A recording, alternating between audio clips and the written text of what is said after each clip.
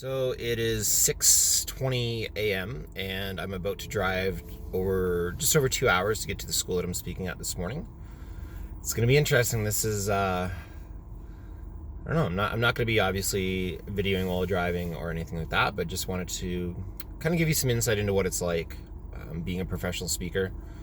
Um, I I do it maybe differently than a lot of people would. Don't mind driving up to 2.5 to 3 hours sometimes to get to a school in the morning. So yeah, school's about 2 hours 15 minutes away. Driving there, speaking all day, and then driving back home at the end of the day. So I'll catch in with you later, but really looking forward to the school today. It's a smaller school, mostly a Mennonite school, so I have to shift my messaging a little bit. Um, don't want to talk too much about technology because technology is not a big part of a lot of these kids' lives, so I have to shift my message a little bit. Resiliency and kindness will be very big parts for sure of what I'm doing today. And then just getting them playing Frisbee and having fun, moving their bodies and inventing, exploring, creating, running around, just having a lot of fun. So really looking forward to it. And it all starts with this drive.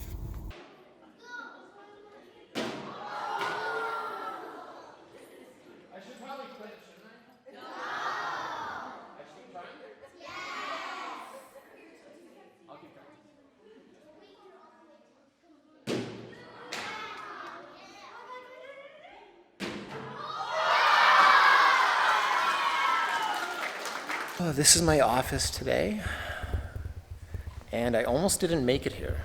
So I had Google Maps and thought I knew where I was going. I thought I knew where the school was. But what happened is the location it took me to is not where the school actually was. So the principal called me on the way.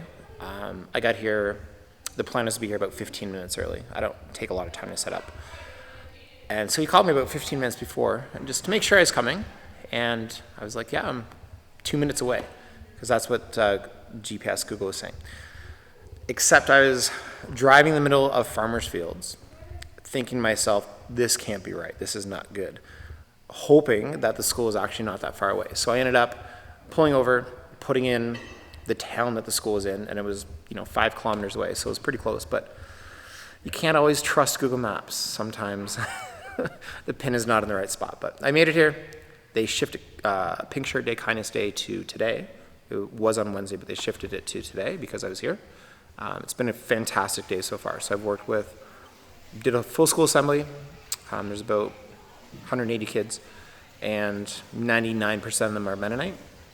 So there's a lot of dresses, there's a lot of pink shirts, but fantastic kids, super athletic, really, really nice. Talked a lot about kindness. Shifting that mindset, instead of being anti-bullying, let's be pro-kindness. The more that we try to stop bullying, the more it increases, or at least the perception and the word gets used more. So let's focus more on kindness, and thinking of ways to be kind to each other helps a lot more. So I have the high school kids up next, I think.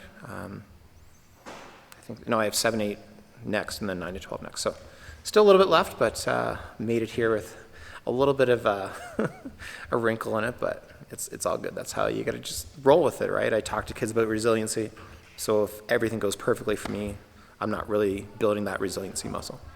I'm wrapping up here with Principal Spanos. I just spent the day at Huntsville School, which is about half an hour from Lethbridge, and it's about 99% Mennonite. So technology is not a big thing with a lot of these families, which is actually amazing. It makes my job a lot easier because that's what I want to get to. And so a lot of schools I visit, the technology it's just overwhelming for them at home, and so you see the effects in schools, and the effects with these kids is noticeable.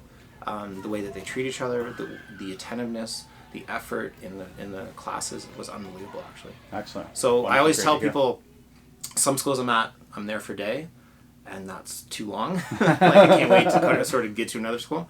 Some schools I'm like, I could be here full time, and yours was one of those schools. So wonderful. Thanks for sharing. And the teachers were sharing that too, that it was just a joy to work with the kids. But what to you is the value of having programs like this coming into the school from outside, and whether it's a physical program or something, we moved Pink Shirt Day till today to speak about kindness. So what do you see in the value of having those programs coming in? Yeah, definitely. And I think it's important to look at different presenters to come in and interact and work with students in our setting. Yeah. This year really looked at some of the the different opportunities that were out there, and didn't have any background on your presentations, but took some time to watch some of the videos and read some of the information, and thought it'd be a really good fit for our setting. In terms of range of age groups that this could reach, and the message certainly was a big part of that. And as you shared, we moved our pink shirt day, and your message of kindness and interacting in positive ways with peers and with schoolmates, I think is really important message for students to hear. And then that physical piece, I think, of doing something different and hands-on and engaging, and just passing in and out of the gym today was really neat to see that all age groups, kindergarten right up through high school, could participate at varying levels and really be hands-on and try something new, right? So, and a number of parents, came for, I thought they were just going to come for the morning assembly, but ended up sticking around for parts of the day, and even were up and participating and trying things as well. So I think that was another reason why it was a really good fit for us, that it was hands-on for all of our students. So and I think a good value that I can take away for other presenters is you have to be adaptable and flexible. Like to have a program go in and say, this is exactly what I do, you have to follow this well. Sometimes I only have 30 minutes, sometimes I have 45, sometimes I have an hour, sometimes the presentation goes a little bit differently. So and I think that's important, just to have that adaptive approach to it. Like you said, the physical literacy piece with Frisbee is amazing. I couldn't do this with football, and I love football, I love hockey, I love all sports, but this to me is a sport that is really flexible and adaptable. As I said to the kids, Frisbee's not the best sport. There's no best sport. Just get them to go play. And I'm sure a lot of these kids, like there's one girl going swimming this weekend, and she's super stoked for that. That's awesome. You can't do the same thing with Frisbee as swimming. It's different, but you can do a bunch of things together. So for sure, I love that. And along those lines, I think Frisbee gives an easy entry point wherever it is for all students and all age groups as well. And so it was neat for them to see your demonstrations, but then also to generate some excitement, but then also they could get up and try and see improvement even over a short span. So a number of students passed it through classes after shared the excitement of being in for the workshops, and then several Frisbees went out for recess time. And so that idea of starting up a Frisbee club and trying something new and seeing where you can go with it, I think is a great message as well. In this case, obviously today Frisbee, but it doesn't have to be just about Frisbee. I think there's so many parallels in terms of trying new things, and your talk as well about making mistakes, and that's a good thing. Now I can adjust and learn from that, and in terms of Frisbees, but in terms of learning and trying other new skills, right? So and it may not be that they pick up Frisbee, but the goal is not to necessarily pick up Frisbee, but if they do rodeo, for example, there's a lot of kids around here that do rodeo. In Stavely, there's some rodeo, and so it's like learning to not give up in Frisbee. They're like, oh, with rodeo I should not give up either. And I like that mix, because they're probably already doing something, and it's either encouraging them to keep doing more of it or just try different things, and maybe this becomes their thing. So awesome. Yeah, no, I really like that from a sports parallel, but I like it as well from a learning parallel as well. That when you're struggling to learn concepts and you're working through different math challenges, that